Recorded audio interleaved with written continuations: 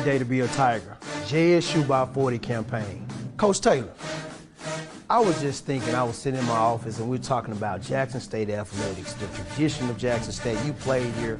What if 50,000 alums gave $40 a month for 12 months? Man, that would be huge. That's money in the bank for athletic program. Let's do this, Coach. I'm challenging all 50,000 alumni of Jackson State University, supporters, fans. Let's give $40 a month to JSU by 40 campaign. 12 months, 12 million. September to August, let's win championships in the classroom. Let's support Jackson State University. Let's support athletics. And let's make sure our coaches and our student athletes are successful. So again, Coach Taylor and I are challenging you, all 50,000 alums, $40 a month for 12 months to support Jackson State athletics. Go Tigers. Go Tigers. Support the JSU by 40 campaign. Visit gojsutigers.com/JSU by 40. I love playing there. I love being there. I mean, I get fired up just thinking about it. I even listen to Get Ready. I listen to Get Ready on YouTube. If you a competitor, that's the kind of atmosphere you want to play in. Fuck them people! Fuck them people! What's up, bro? What's going on, big dog? What it do, baby? I love family. Hey, I tickle myself, baby. I tickle myself sometimes. You might want to come in for this one. Let me tell y'all something. I'm gonna go see it. Y'all know me. First off, before we get started, I love JSU family. Thank you for the wonderful birthday gift. It's greatly appreciated. But let me say this. I ain't gonna make no bones about it. Y'all know how I feel. Listen, y'all can have FAMU, y'all can have Port Gibson State, y'all can have Tennessee State, you can have Alabama State, y'all can have it however y'all want it. I'm speaking only for me. It ain't no greater win to me and my spirit to beat them beige bastards down there from Red Stick. I'm good. Hey man, I didn't record that video. I didn't need that low vibrational stuff on the screen tonight, man. I just wanted to get a steal. Yeah. What's up, man? TC Drill. What up, TD? Hey man, it's all good, man. Happy birthday to you, bro. You got your wish. Did I tell you? Hey, I appreciate we have not because we asked not, Zoe. Hey, I appreciate it. Absolutely, man. Hell of a win, bro. We're going to get all into it tonight, man. Shout out to everybody. Sorry for the delay, man. I needed to make sure I had everything. So it just took my time uploading everything. And a lot happening when you're traveling and all that good stuff. So we ran in rock and roll, man. So we'll start here. I mean, we found ourselves in a matchup, in a rivalry matchup against Southern. And obviously you guys saw what we did do. Let me go ahead and remove that real quick. But yeah, man. 33-15. We'll just start there. What's up with y'all, man? What else going on? Got a lot I do want to get into tonight. A whole lot, man, because it's a lot that came from this game, man. We got the band director crying because they wouldn't let him march in the stadium before the boom. Man, come on, man. We talked about this. That was so disingenuous, man. That dude's so fake. Yeah, I said it. Your band director fake. It's the same dude that ain't that the same dude that run out there with all that energy and damn that fail. No. But that was clickbait. No, that ain't him. Oh, that's a different one. Yeah, I thought that was him. But no. I think it is though. It ain't. Trust me, it ain't. Trust me. Okay. I tell you, it ain't. I don't know, bro. Oh, band director is Kendrick Taylor, man. He's been the band director at Southern for the past, I believe, 3 seasons, maybe 4 tops. Before then, it was Hamer. The guy you're talking about is either Brian Simmons, who was assistant director, or that was him running, and that almost failed on the field in 22. Yes, it was. He was doing all that old extra stuff. Remember, he come out the stands and he went to running, and he almost failed. No, that was Simmons. No, the hell that wasn't. I know Simmons myself. That wasn't Simmons. That was him. I'm telling you, that was him. Somebody find the clip. It was him. I promise you that was both of them. No, it wasn't Simmons. No, it wasn't Simmons. Simmons is the dude that I actually like Simmons though. Simmons is a good band director. Huh? Simmons the band director at Texas Southern right now. Yeah. No, I'm saying one of the things I did like with Simmons when they was playing Nobody Does It Better. Remember we did the band battle in the AAC? Yeah. And then Simmons turned on the ladder and he just kind of faced the boom. You know what I'm saying? And he just basically started directing with his back to. I know Simmons, you know what I'm saying? But that wasn't him. That was the same guy. My point isn't even bringing it up, man. He was extra, bro. Now, he tried to pull a Hamer. Because if y'all remember in 2014, Hamer and them made it to the stadium before the boom made it there. And whoever the hell the security guard was that day, no. You don't let the opposing band enter the stadium. So the lady who made the little fake, outrageous, unnecessary video, I got my partner texting me, y'all scared. Y'all don't want to let Southern march in the stadium. I was like, that's just, first of all, no man marching. You're not marching into our stadium before us. You're just not going to do it, man. It's like trying to, you know what I'm saying? It's like, all right, I'm gonna do it like this. This annoys me, and I know we sometimes let the women in our lives, our significant others, get away with this type of stuff. But if it's my food, TD, you ain't eating my food first. I tell that lady I'm trying to take mine. Okay. I'm just saying, man. My point is, that she wasn't trying to eat your food first. You had already ate most of that golden fish was gone. So that's beside the point. I'm talking about a fresh plate of food. And you just got it at the table. You're like, oh, let me taste it. No. And maybe that's just me, but I'm saying no. I'm gonna taste my own first, and then I'll let you have some. You know what I'm saying? But anyway, the point I'm making is that was a little extra. I mean, it was so crazy about it, and we'll get into all of it. But what's so crazy, man, is the fact that the comment section, people really actually thought that we did them something. And they throw us in the corner of the damn stadium. Now listen, I got a lot that I want to say, but I'll say this right here. I think we should stop letting the jukebox set up over there in that same section. I think we should put them in the far right corner when you first come in. You know, no. I'm not saying we're gonna do it. And I don't give a shit about no fifth quarter when I come to that. I'm talking about matching energy with energy. See, we're too damn accommodating in Jackson. We are. And when we go to Baton Rouge, they don't accommodate us, bro. The J-Sets be on the track, bro. What we talking about? Well, if you notice, Jack State, we accommodate our damn self. We move to the section we want to move to. But again, that's all I'm saying. That's all I'm saying. We're too accommodating. We're the only motherfuckers in we want. That's the visitor side. No, there ain't no damn visitor side. It's the other side of our home stadium. And if we pack that thing out, you put that little you tuck them over there in the corner. I ain't got no, but listen, I'm not complaining about it. I don't have a problem with getting pushed in the corner. Treat me how you want to treat me when I'm at your hometown. You supposed to make it rowdy. You supposed to make it uncomfortable for me.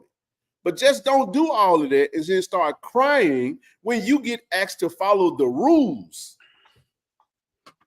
Ain't nobody done you nothing. And then this is what's crazy about that. We didn't even blow on them. How nice of the boom. The boom let them mark. That little bullshit they do when they come in the stadium. We let them get all the way in the stadium, get in front of us. Matter of fact, they played the first songs, though. Get what they do. We get ready to park that gate over in Mumford. They stand in attention. They ready to blow on us. So I'm just saying, it's fake energy. It's a fake outcry. The video is fake. The damn director is fake. And they got an ass whooping. They took an L from the boom, and they took an L from the football team. All right, let's get started. Now that I got all that. Hey, after listening to all that, I'm glad we won the game. I always got to win the game. Not just definitely been on one of them. 5 in a row. 5 of them things. All right, let's get into the game, man. Let's get into the football game itself, though. But before we do that, I do want to send a shout out to those who support the platform. We just hit 2.3 million views and got over 850 uploads. A lot of video content, man. You guys make the content what it is because we appreciate you for watching it. Go check it out. Go take a look at it, and we'll continue to put that out there. But this week, Jack State, FCS, they heading over to Jackson Jackson State becomes HBCU Team of the Week because of the outcome of this game, 33-15 win over Southern, rivalry game in Jackson, and we went and handled business, man. So I'll start with you, Zoe. Your take, however you want to go with it, man. I know since it was your birthday treat, you actually did get a birthday gift. Enjoyed every bit of it too. Yeah. Man, listen, let me tell you. Look, man, first off, shout out to everybody in attendance, man. It's this year's rendition, I should say, of the Boombox Classic, which was an amazing atmosphere, man.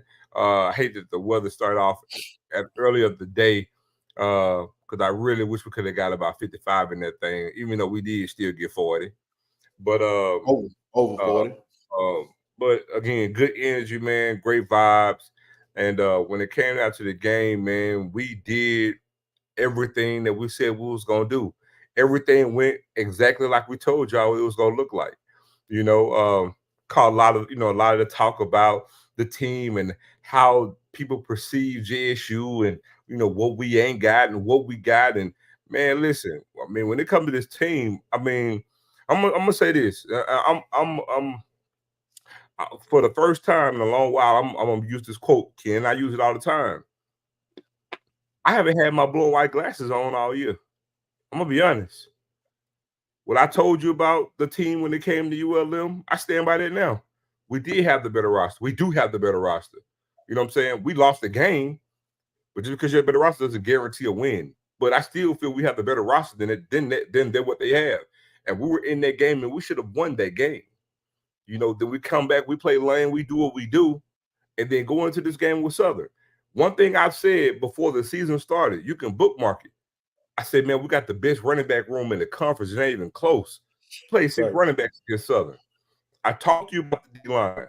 Before the season started, everybody talked about who was going to be the SWAC Defensive Player of the Year. We heard about Malachi Bailey, and rightfully so. We heard about the kid from Southern, and rightfully so. It was me and me alone. I came out here, stood on this thing alone, and said, no, y'all don't know him, but Josh Nobles is going to be the SWAC Defensive Player of the Year. It's on wax. Go back and watch it.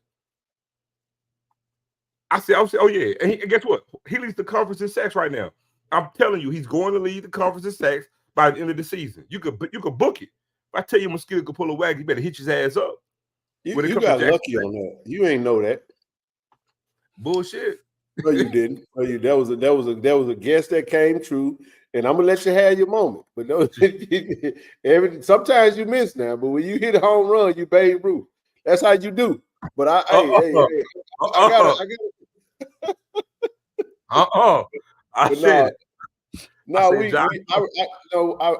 I'm just messing with you. But no, you did say that, and we all had our picks of who we thought would be the best player of the year. But yeah, I said Josh Noble's gonna win Defensive Player of the Year. I told you about the quarterback play. Told you about the O-line. I was like, look, our O-line was good last year. They were great at run blocking, but it was the first year in that program. It was the first year. You know what I'm saying? In a new system with a new team. I said, look, this O-line is going to be nice. We bring in Coach Manny Ramirez. Hey, Ken, you tell everybody, he led Texas Southern. They just so happen to have the best rushing team in the conference the past 2 years. They led the conference in rushing. Come in. We already got good Clay. He going to coach it up. And we saw it in practice. We thought, oh, yeah, we already got the running game, got the pieces. Nobody's out recruiting us. I even spoke to the talent, what we have. Oh, the recruiting don't matter. Somebody trying to argue me. The recruiting don't matter. Man, you crazy. I even said before the game Saturday, I said, listen, our depth is so crazy. When they mentioned they're going to start T-Set, and let me just say, that kid is going to be a star for them. If he stays so, that kid is a baller. He got the goods. But I said, and I told y'all, I said, man, Biden got yards because of what we were playing off. But I said, man, look, if T-Set goes down with injury, they don't have faith that they're going to win that game with Biden. I said, but guess what? We got better depth at quarterback. I said, our quarterback room is on point. Oh, you being a JSU homer. Man, Cam got hurt. And guess what? Cam really ain't the starter. Jacobian is. But we're going to play both quarterbacks. Cam get hurt. Jacobian come in. We don't miss a beat. Told you about this front seven on defense. Told you the linebackers going to be way better than Can you heard anything about linebacker play this year? Hell no. Told you about we called it. I mean, this is the thing. We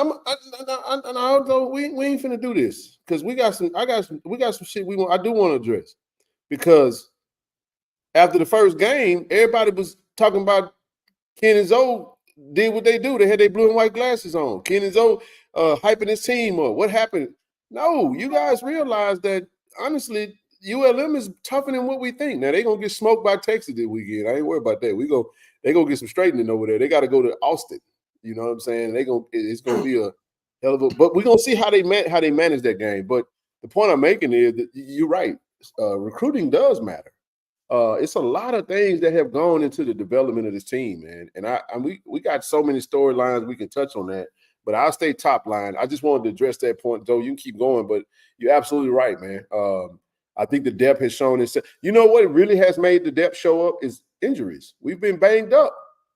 Each game we've had we've been banged up. And we got some bodies that, we got some bodies that pulled up, we got some bodies that pulled out. So at the end of the day, when you have that type of depth, you want that. And it's a new day at Jackson State, man. It's not a new day. It's a revisit to the old JSU, as you stated a little while ago. But we got to get out of this notion. We was dealing with a bare cupboard for quite a while. And we're so used to only having one starter that's supposed to play every down, every game. And then when that starter goes down, you ain't got no depth. The lies you tell, we ain't heard of no damn wide receiver. This is the thing when it comes to that. It's football. And I don't want to go too in deep with that because I want TD to get his part in and give his thoughts on the game. And we'll delve a little deeper into some of the storylines that come from it. But just if you done, we'll move to TD and then I'll give my thoughts. One last point, because you just said something. Let me just say this before I begin, because you just reminded me of something. Back in December of 2022, we made the hire to get TC Taylor. After that press conference, right here in Jackson in January, I came on this very platform and I told the world, I told all of y'all, this new Jackson State under TC Taylor is going to have WC Gordon feel to it. I told you it's going to be the closest thing to it. I said the way we recruit, the way it's going to look like, I said it's going to be the old true JSU under WC Gordon. And I promise you saw a display that Saturday night. And we have some other people echo those same sentiment. So again, it sounds different when it comes from me because I'm a homer. Look, I got JSU.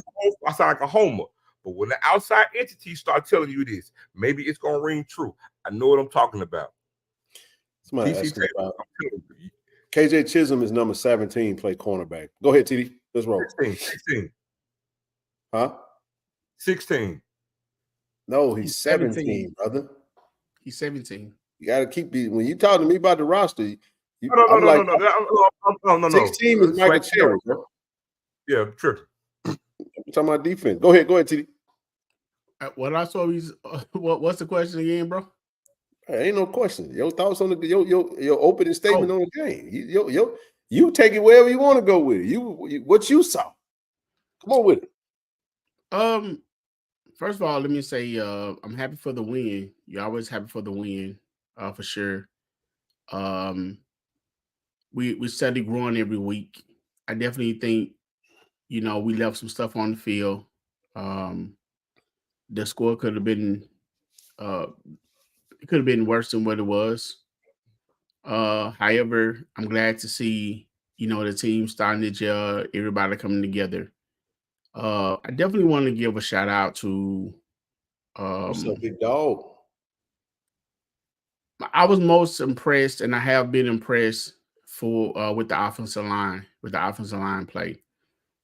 And the reason I'm so impressed with that because that's usually the last unit of the team to gel. But those guys have been doing the thing since the beginning of the season.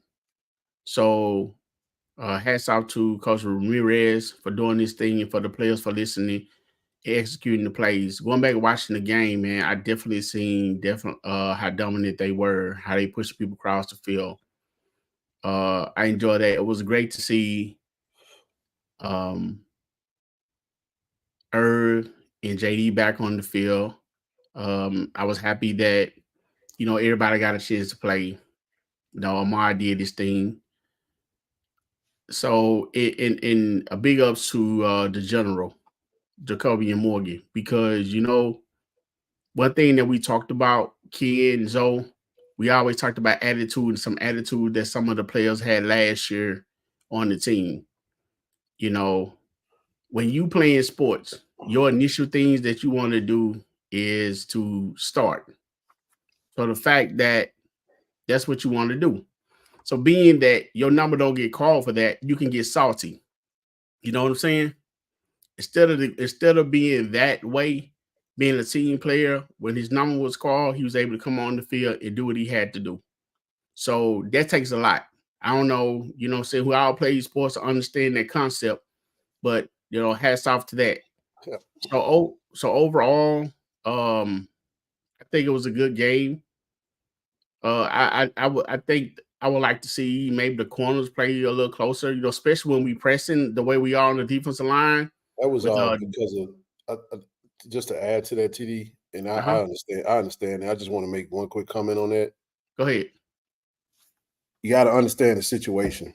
We took away that. Now, as the coach stated, he did say that, you know, obviously they could cover a little bit better because you always want to do better, but they gave the underneath on purpose, because if you're gonna have to nickel and dime your way, we got a big lead.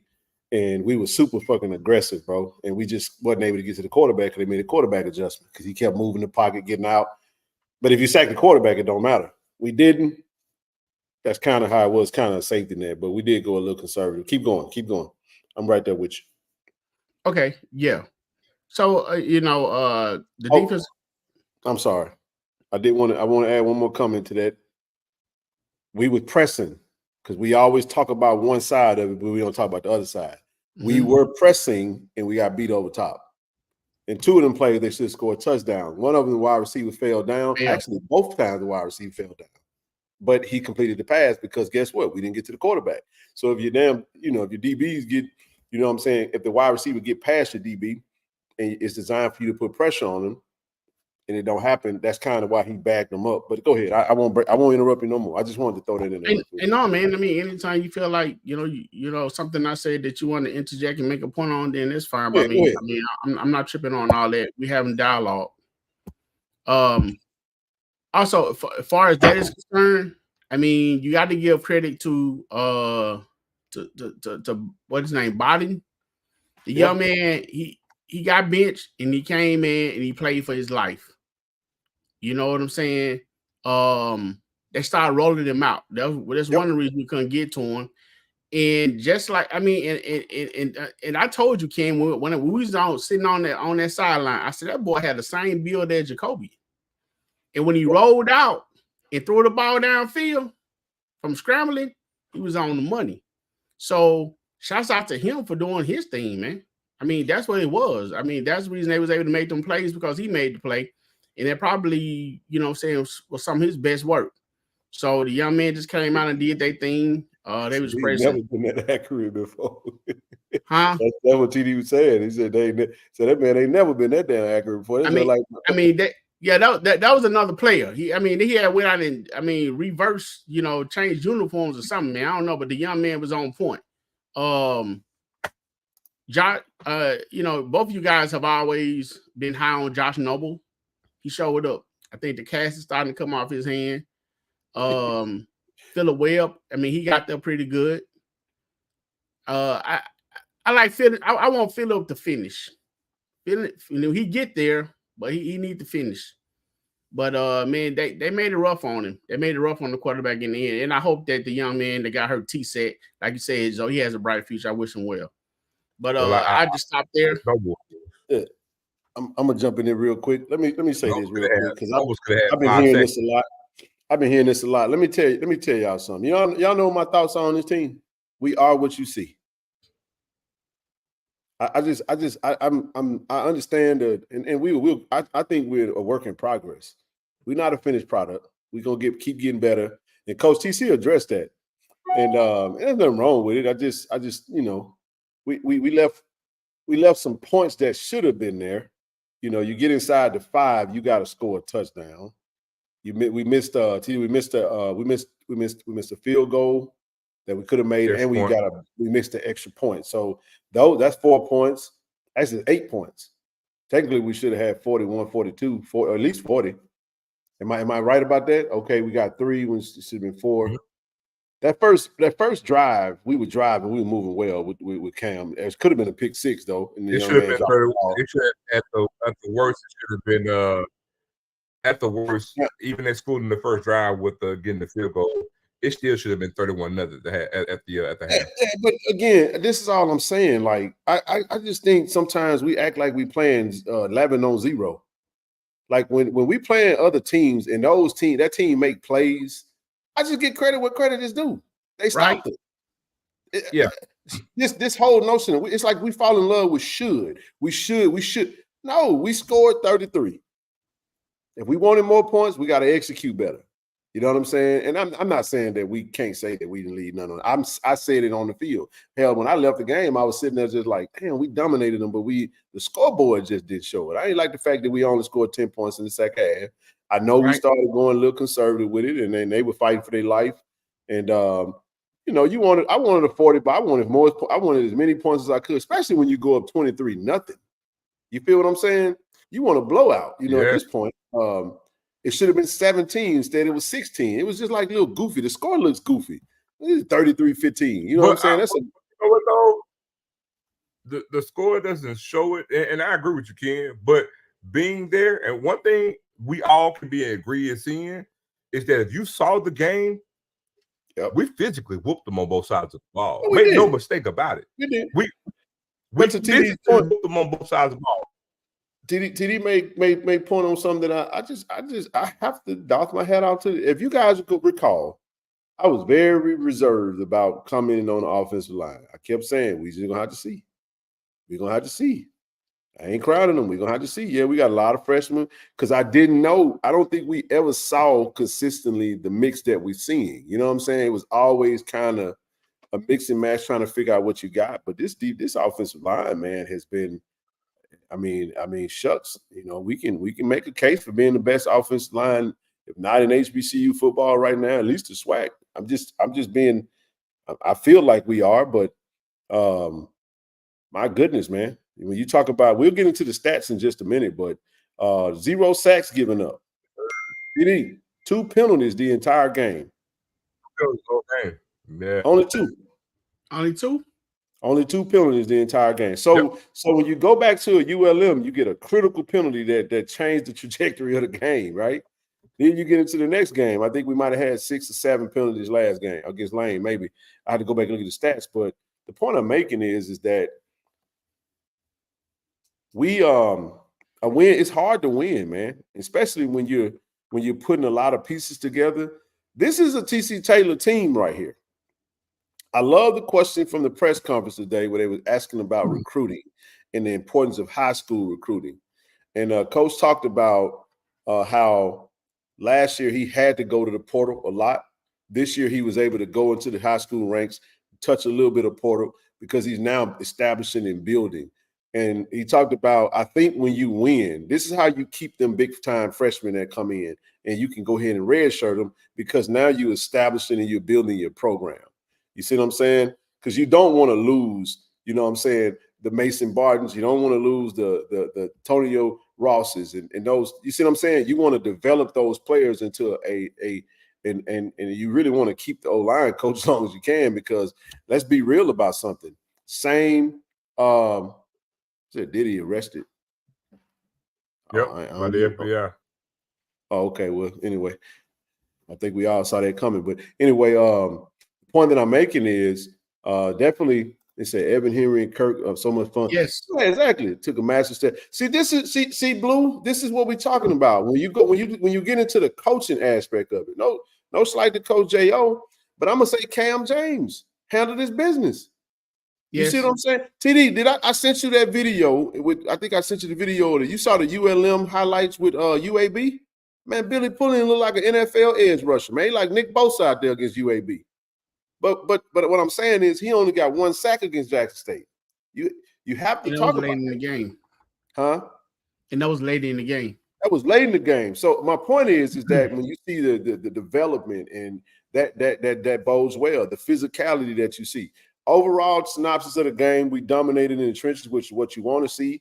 I mean, let's get into the stats real quick, fellas, if y'all don't mind. Let's touch on that. Again, you can go ahead. I do want to say this. I was speaking on how well Biden played toward the end, him rolling out, being able to pass. But shout out to Day Bright, because even though they caught a lot of those passes, he was right there. You know what I'm saying? It was a great throw and catch. They made some plays, huh? They had like what, 8 solo tackles, I think. Yeah, he did. I'm gonna show the stats in just a minute, but I'll start with Southern. Look at this, man. I mean, you're talking about a Kendrick Grimes and Kobe Dillon.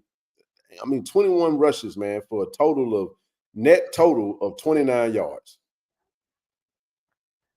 Holy smokes, man. I'm talking about a 1 point. Now a net total is negative 11 coming from the quarterback, obviously, but the point that I'm making is that one rushes for 50 yards. I mean, gross. This is a complete talking to Coach Quinn at the beginning of the season about what he want to do. This is what he want to hang his hat on, TD, is to take away the running game. Now, for those who wanted to jump off the deep end because we gave up some rushing yards against ULM, it goes back to what did we say?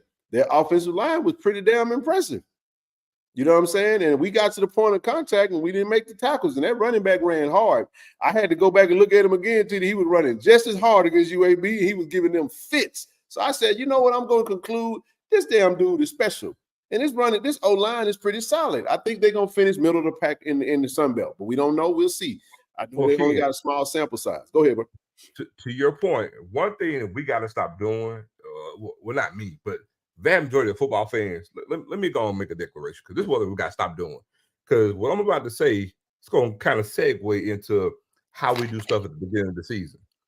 So you know that whole notion, what someone was last year, and this is almost like a word I'm finna give. We put way too much credence on what a team was last season as opposed to what they can be this year. Yeah. And I'm gonna start with ULM, right? Oh, they were the worst team in FBS. The last time I checked, nobody in the SWAC has ever been a Sun Belt team. And the worst FBS team is better than your typical FCS team. That ain't even up for debate. All right. But then just because ULM were what they were last year doesn't mean they're going to be that this year. The season got to play out. And when we saw them, we brought our ass right back here and said, that's going to be the best team that we face all season. And we literally got stuff, people saying, oh, ain't no way in hell.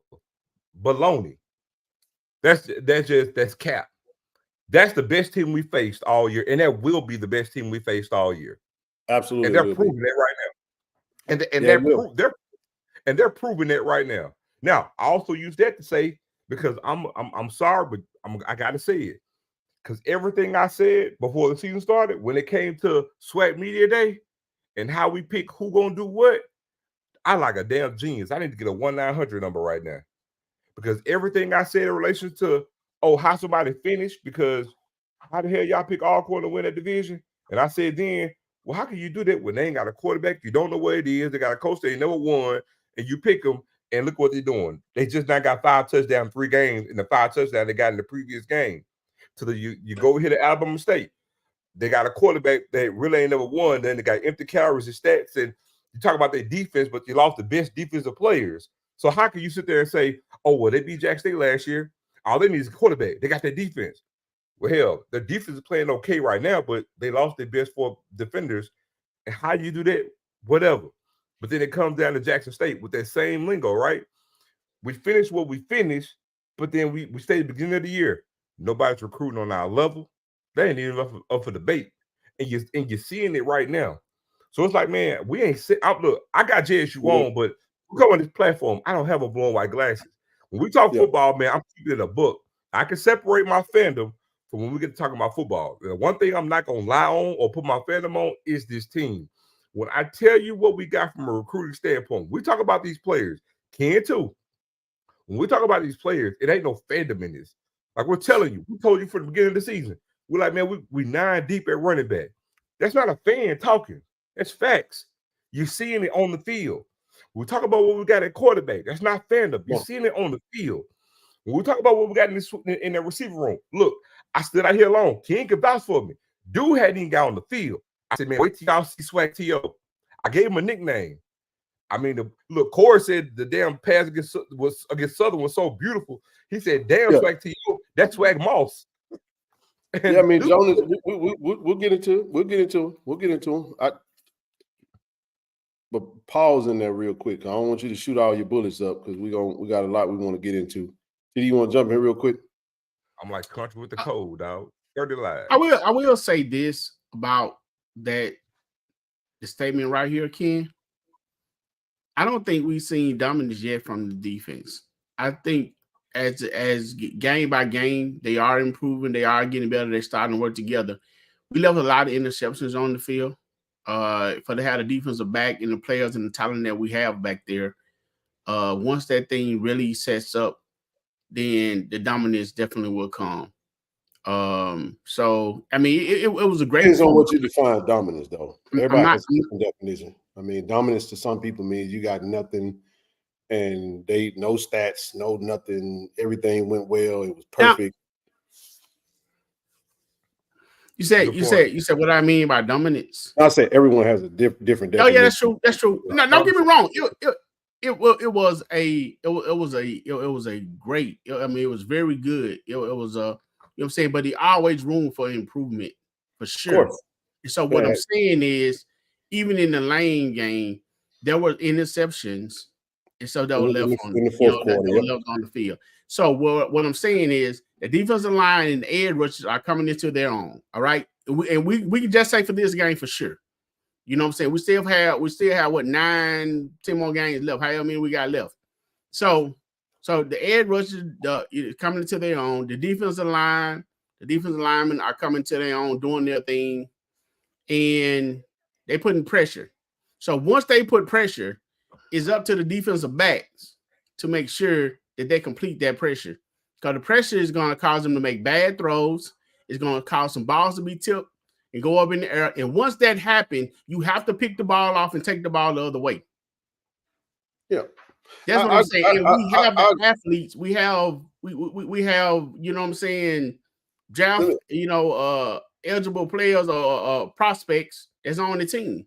Right. You know what I'm saying? And some of those balls go through their hand. You have to make yourself stand out to continue to hold that status.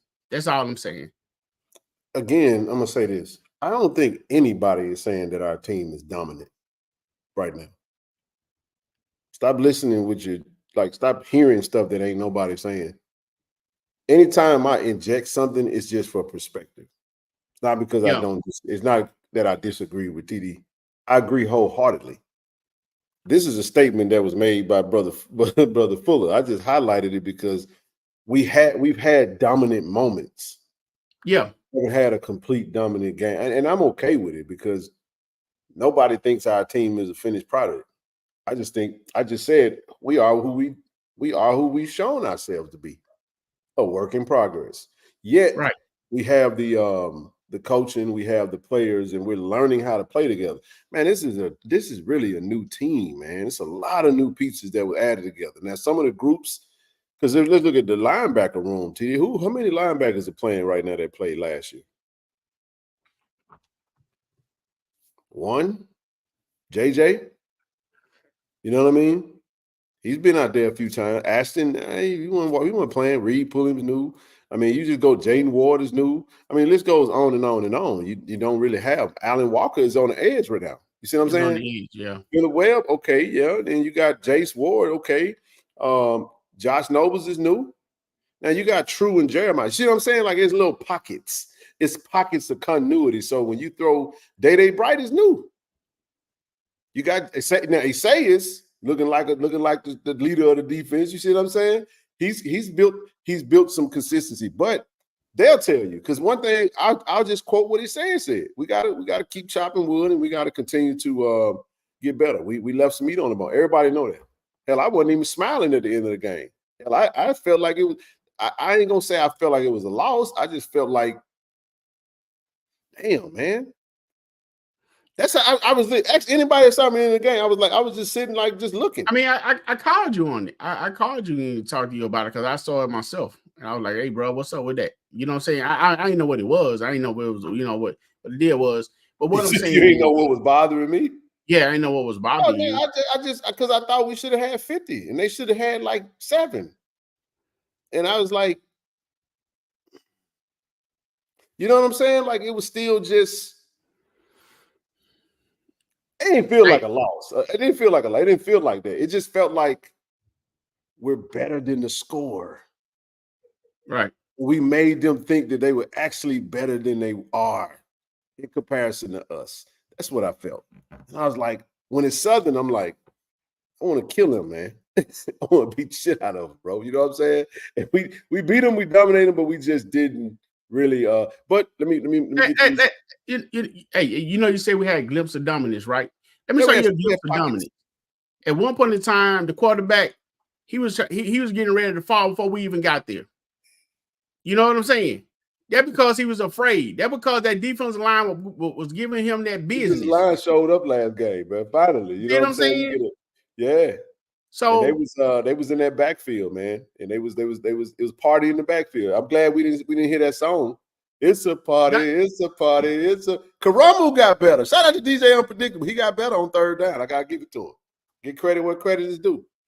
Dominance, you know what I'm saying? You want the receiver scared to catch the ball, man. You know that. I mean, that's what I'm saying. I mean, it's there. I mean, it's in the works. That's what I'm saying. Yeah. So, and this is the thing, man. I just don't want us to Jackson State up this thing. Listen, fans, you do what you want to do with it, but enjoy yourself, man. At the end of the day, winning feels damn good. I'd much rather have this conversation behind a win and talk about what we can do to get better and improve, and then to be talking about we took some L's and it wasn't tackling well. It felt real bad after Alabama State last year. We lost homecoming. We had 5 turnovers. We couldn't tackle a high schooler. It was just bad, bro. So I like this side of the ball, dog. I love it. Go ahead. So what you got?